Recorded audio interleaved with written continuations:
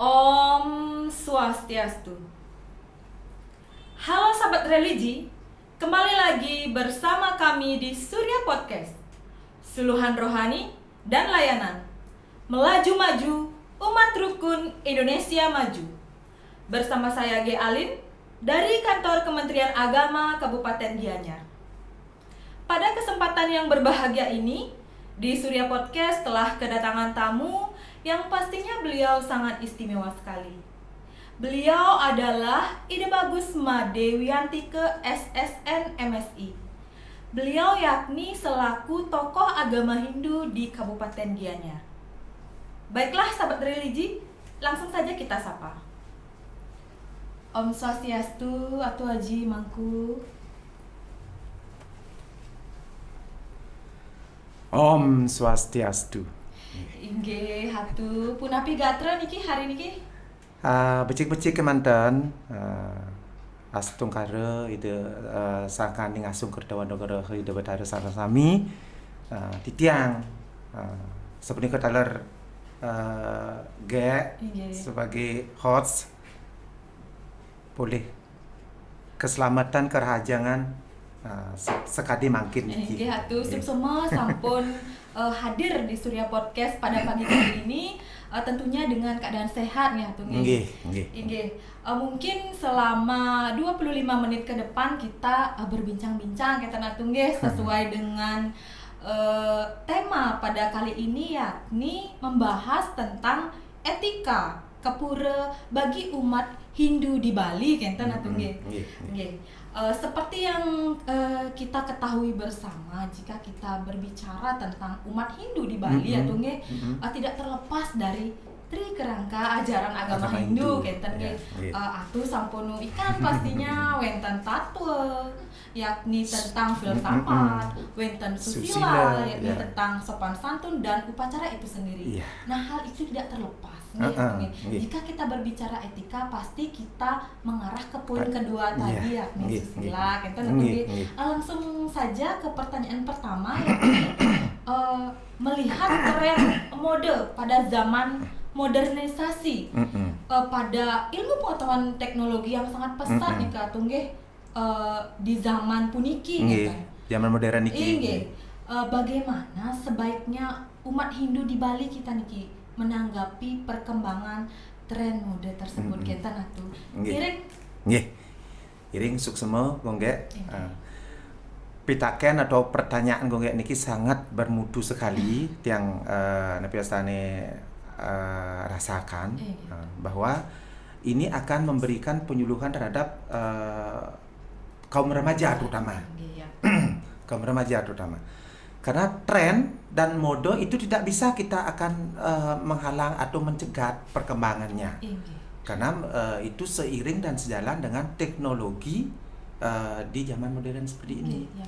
Apalagi banyak tren-tren yang dari luar datang mempengaruhi tren atau lokal genius kita yang ada di Bali. Nah, akan tetapi umat Hindu semestinya terutama niki pada bagi remaja-remaja putri termasuk juga bukan remaja putih saja, termasuk juga ibu-ibu yang trendy pada saat niki kita fokuskan dulu ke sana karena beliau yang memberikan tren mode terhadap busana. Nah, jangan sampai tidak mengenal waktu, ruang, situasi dan kondisi pada berbusana. Padahal wenten pakemnya ada. Nah, di sini tuntunannya adalah kita harus mengetahui dulu, memahami dulu jenis-jenis busana yang ada, Iya. yang kita pakai. Iya. Walaupun di zaman modern ini, Iya. yaitu ada pakaian sehari-hari, Iya. ada pakaian resmi atau pakaian kerja, Iya. ada pakaian aksi atau bergaya, Iya. nah, terus ada pakaian religi Iya. atau pakaian adat daerah. Nah, terus pada saat kapan kita akan memakai busana itu? Nah, itu ada tuntunan dan ada etikanya. Iya. Kalau memang akan mengikuti tren, ada kan tempatnya, yaitu pada busana aksi atau gaya. Iya. Nah, jangan sampai kita ke pura pakai pakaian aksi, busana aksi. Nah, nanti dikategorikan tidak sopan. Iya. Ya. Lanjut ke pertanyaan yang kedua, yakni bagaimana sebaiknya busana yang sesuai dengan etika agar ketika pemedek kita umat kita jagi nangkil ke pura nika tidak mencemari kesucian pura Iya. itu sendiri gitu. Silakan. Nah, tadi sampun tiang singgung. Nggih. Wenten busana sehari-hari, wenten busana aksi, wenten busana resmi, wenten busana religi atau pakaian adat daerah. Nah, dalam konteks ke pura untuk bersembahyang, nah, niki kita harus memakai busana yang suci laksana. Yang dimaksud dengan suci laksana di sini yaitu bersih, rapi, sopan, dan sederhana. Ingat, sederhana. Nah, jangan jor-joran dipakai acuan nanti. Karena ajaran agama Hindu itu sendiri tidak ada untuk menuntut agar ke pura itu mewah, berjor-joran, ya. mewah seperti itu ya. Nggih. Nah, makanya di sini ditekankan kesederhanaan. Sederhananya dari mana? Dari segi mananya? Iya. Nah, pertama, jangan sampai niki remaja putri bahkan ibu-ibu juga niki terutama golongan wanita golongan wanita niki memakai kebaya yang sangat transparan. Nah, transparan seolah-olah memang sengaja memperlihatkan kulit mulusnya. Nah, terus selendangnya juga termasuk juga desain kebayanya dengan bed yang agak rendah sehingga menyembulkan sesuatu yang memang negatif, mesti ditutupi gitu loh. Nah, sambung enten napi malih pakai kain, pakai kamen. Kebanyakan sekarang remaja putri dan bahkan ibu-ibu trendy itu pakai kainnya bupati. Kenapa nikah? Buka paha tinggi-tinggi. Nikah sudah menyalahi etika sopan. Nah, nikah akan mengganggu konsentrasi bagi umat atau orang yang lain di dalam pura, bahkan seperti tiang mangku masih muda. Jangan-jangan mangkunya lupa mantra nanti karena melihat penampilan daripada yang memedak seperti ini pada saat jalan pahanya kelihatan. Nah ini kesopanan, kesusilaan sudah tidak ada. Nah, terus yang laki juga begitu, yang pria juga begitu. Sama posisinya seperti yang melihatnya tuh ampura kadang-kadang wenten niki kaum laki-laki. Kalau tadi kan perempuan sudah dibahas, niki wenten contohnya pakai kamben nika seperti mau numpang kecarik terlalu tinggi gitu. Mungkin ada pakam-pakamnya seperti napi nika. Nah, nika sampun seperti pakai udang. Pertama yang pria nika atau sane putra identik pakai udang. Sekarang pakai udang nika sudah dimodifikasi tidak karuan bentuknya dan menghilangkan makna udang itu sendiri. Ya. Terus pakai selendang. Bahkan ada yang juga yang tidak pakai saput, kampuh ke pura, pakai selendangnya di pantat. Sedangkan selendang itu mestinya di pinggang, itu sebagai pengalihan diri. Ada makna. Maknanya begitu. Terus bajunya kalau dulu itu pakai baju safari, kemeja, bahkan seolah itu sebagai kostum setelan untuk ke pura. Siapapun ke pura itu pakai safari atau pakai kemeja. Sekarang baju kaos oblong dipakai. Nah, terus pakai kamarnya juga tidak pakai kancut lagi. Karena ciri khas pria itu adalah kancut dan sebatas lutut. Nah, itu yang Tiang jelaskan tadi ini semua sudah di luar etika atau kesusilaan. Terus pakaiannya bagaimana semestinya dipakai? Nah, salah satu niki dari wanita dumun.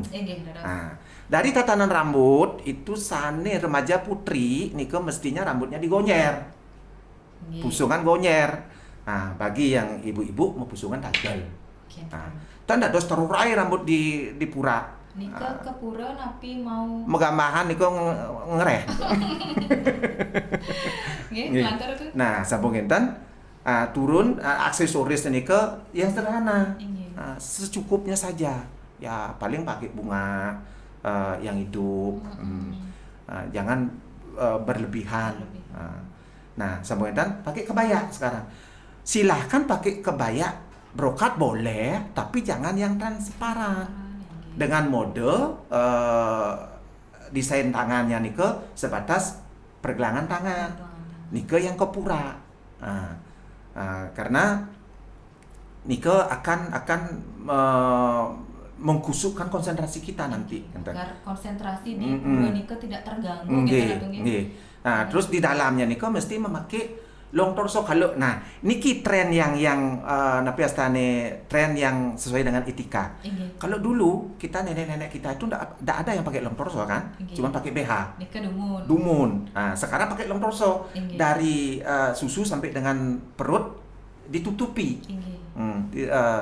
Terus sekarang ditambah lagi dengan pakai angkin. Nah, di luar long torso itu dipakai angkin agar warna kebaya dengan warna dalamnya nike serasi. Misalkan ke pura kan sampun pasti putih atau kuning Nah, kalau masalah warna nike usahakan warna yang cerah.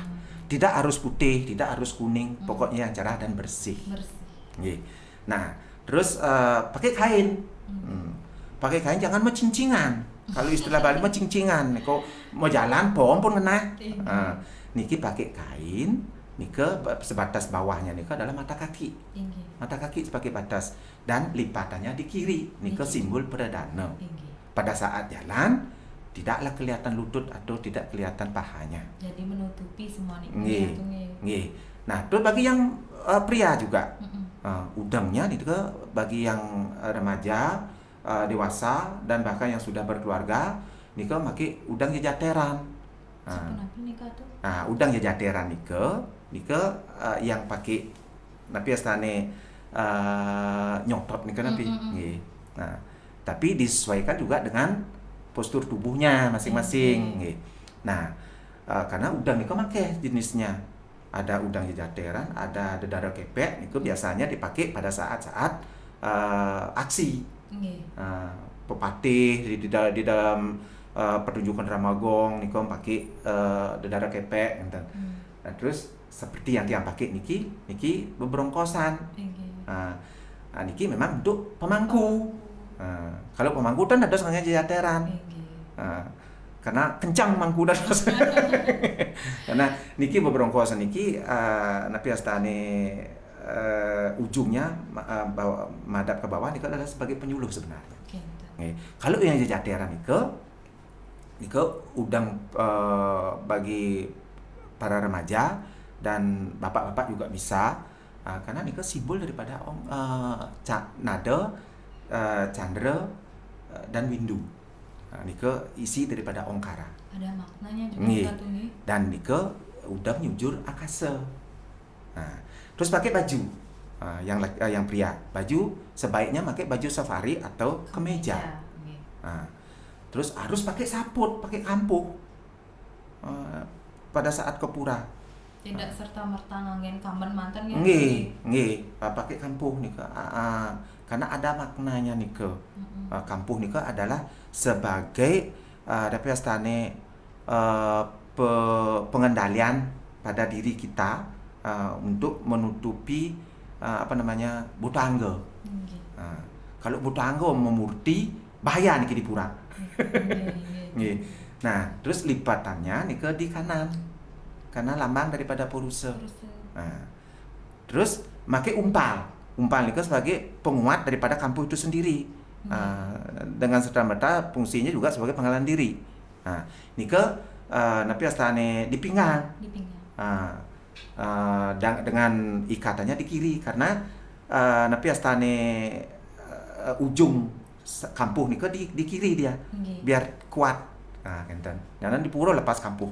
Berarti busana yang dipakai oleh umat kita ke puro niko tidak serta-merta hanya tren manten, tetapi ada maknanya. Pakem dan maknanya kenten. Termasuk juga pakai kain niki yang pria. Niko harus mekancut. Karena laki-laki niko pada saat baru lahir sudah mekancut. Iya. Balik nengeng gitu balik mekancut muni. Nah, karena kancut niki ada maknanya juga. Niki nyujur pertiwi. Nggih. Udang nyujur akase, kancut nyujur pertiwi. Akase pertiwi bersatu adalah kehidupan yang di perantara oleh air.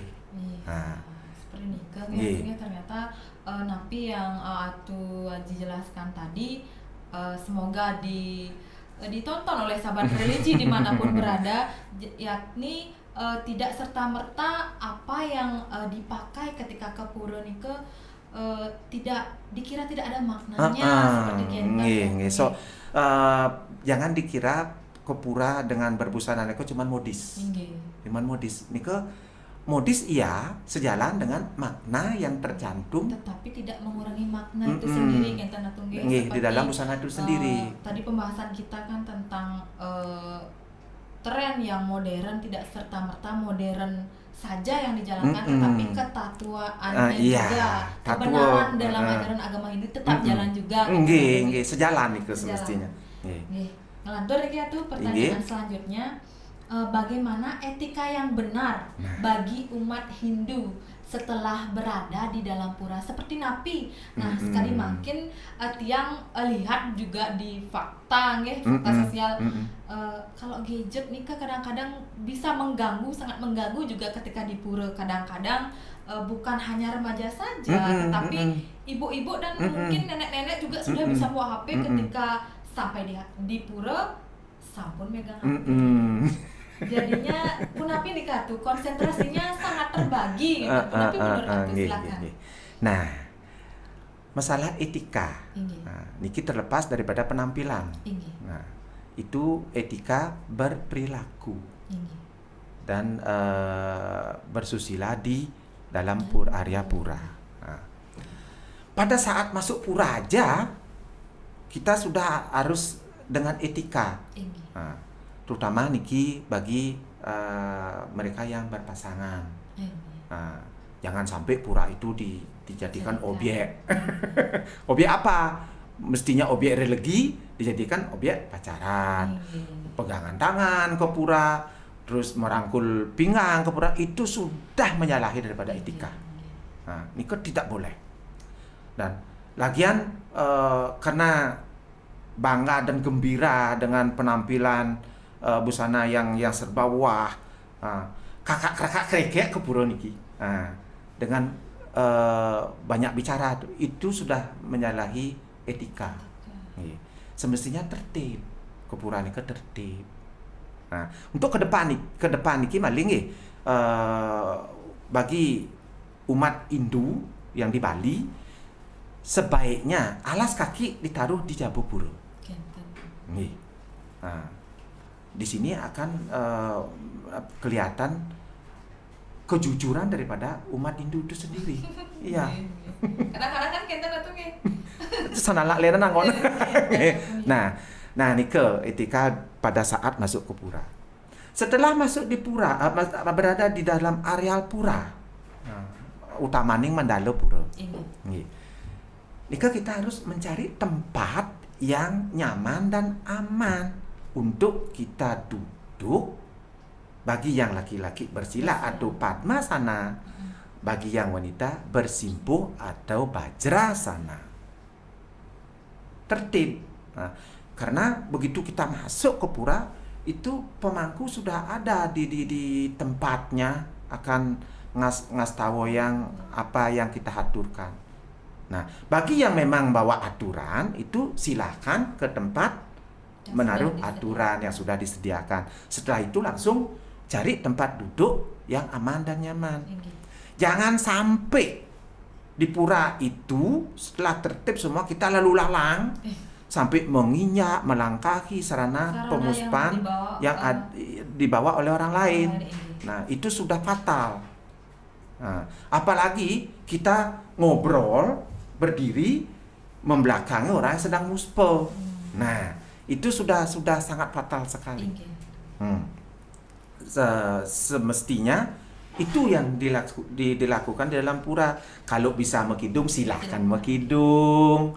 Nah, jangan napi astane ngobrol yang bukan-bukan atau membicarakan orang lain. Semua diselfiein. Terus sekarang kan ada kasus itu. Ada napi astane perkumpulan ibu-ibu yang bertiktokan di pura. Niko sudah bukan etikanya di pura Niko. Walaupun pakaiannya memang pakaian resmi masuk ke pura atau sesuai dengan etika atau susila, perilakunya yang tidak sesuai. Nah, itu dihindari. Nah, kita himbau kepada masyarakat, terutama umat Hindu, khususnya di Bali. Kita himbau agar menyesuaikan etikanya di pura. Nah, karena seperti yang Gung katakan tadi, ulas tadi di awal adalah kerangka dasar agama Hindu adalah Tattwa, susila dan upacara. Susilanya etika. Nah, ini tadosne etika kita di pura itu seperti itu. Dan setelah kita mendapat habis sembahyang, terus mendapatkan percikan tirta, mendapatkan bija, usahakan dan niki mesti dan diharuskan sisa-sisa bunga atau kuangen yang kita pakai muspo itu dipungut kembali, terus kita taruh di tempat sampah agar tidak ada sisa-sisa dari persembahyangan Nika menjadi sampah apalagi di areal pura yang sangat suci. Kadang-kadang Nika yang sering dilupakan. Terus kesadaran ini yang dibutuhkan, yang diperlukan oleh umat agar kesucian, kebersihan pura itu tetap terjaga. Gitu. Sangat bermanfaat sekali Napi yang aku jelaskan tadi, mungkin sebagai tuntunan bagi sahabat religi dimanapun berada yang nantinya menonton tayangan Surya Podcast pada kali ini. Setidaknya ada tertanam ketika menonton Surya Podcast penjelasan Atu tadi nih. Astungkara. Niki sebagai closing statement sedikit Atu mungkin Atu bisa memberikan sedikit penguatan kepada sahabat religi dimanapun berada terkait tentang moderasi beragama. Nah, tadi kita membahas tentang etika, sopan santun ketika kita di pura, bagaimana ketika umat Hindu kita itu tidak terlalu ekstrim memaknai ajaran agama itu sendiri. Seperti tadi memaknai busana ke pura tidak terlalu berlebihan seperti Kenten. Silakan Atu. Sangat-sangat baik sekali Diki. Karena di umat terutama umat Hindu ya, dalam beragama di zaman modernisasi niki, agar kita menghimbau agar jangan sampai umat beragama itu menampilkan sisi luarnya saja. Ya, menampilkan sisi luar, karena memang ada Tattwa, susila, etika niki harus seimbang antara Tattwa, susila dan upacara. Upacara niki lah sisi luarnya. Nah, salah satunya kita berpenampilan yang sebat trendy tapi makna tidak tahu. Ya. Nah, niki harus sejalan dan seimbang antara Tattwa, filsafatnya. Nah, karena di agama Hindu itu ada pilihan. Kanistan, Madhya, dan Utama. Nah, belum tentu yang utama ini betul-betul utama. Belum tentu yang kanistan ini memang buruk atau nista. Bahkan bisa jadi kanistan ini yang lebih utama. karena etika dan susilanya sudah diketahui, dijalankan. Nah, salah satu contoh kita berbusana dulu karena kita temanya tentang busana kepura, berbusana. Nah, kita tidak tahu apa makna daripada busana itu, makanya pakai busana yang serba mewah. Dan trendy seperti zaman sekarang, seperti yang jelaskan tadi. Akhirnya apa? Etika tidak ada. Nilai etiknya tidak masuk. Tidak masuk di sana. Maknanya pun berkurang, kan? Tidak bisa memaknai padahal. Ya, mereka. Iya. Apa makna daripada kebaya yang desain tangannya seperti bola gitu? Apa maknanya? Dia tidak bisa memaknai. Itu cuma bergaya. Jangan sampai kita sebagai umat Hindu, khususnya di Bali, Napiastane beragama itu sebatas gaya. Atau berlebihan. Iya. Ini ke sisi luarnya aja yang ditonjolkan. Nah, semestinya tattoo dan etika ini ke seiring dan sejalan dengan upacaranya. Seperti kinten nggih, Haji. Nggih. Semua atas apa yang sudah dijelaskan kepada sahabat religi dimanapun berada. Mungkin di lain kesempatan atau Haji Mangku bisa hadir lagi ke Surya Podcast niki ya tuh nggih. Sukses banget niki. Inggih titiang taler atur sukses banget majang ring host niki. Terutama ring Kementerian Agama sudah memberikan tiang kesempatan untuk memberikan sedikit penyuluhan. Mugi-mugi bermakna, bermanfaat terhadap generasi-generasi kita mendatang, dan tidak tan lali talar nglusur gengerna pangapura ring keiwang di tiang ritat kala ngerawasan indik tata cara atau utawi etika masuk kuburan niki. Nggih. Iring. Baiklah sahabat religi, demikian tadi perbincangan kita dengan Bapak Ida Bagus Madewianti ke SSN MSI, yakni selaku tokoh agama di Kabupaten Gianyar. Semoga apa yang dijelaskan dan pemahaman yang sudah dijelaskan tadi dapat bermanfaat kepada sahabat religi dimanapun berada. Akhir kata kami tutup dengan Parama Santi.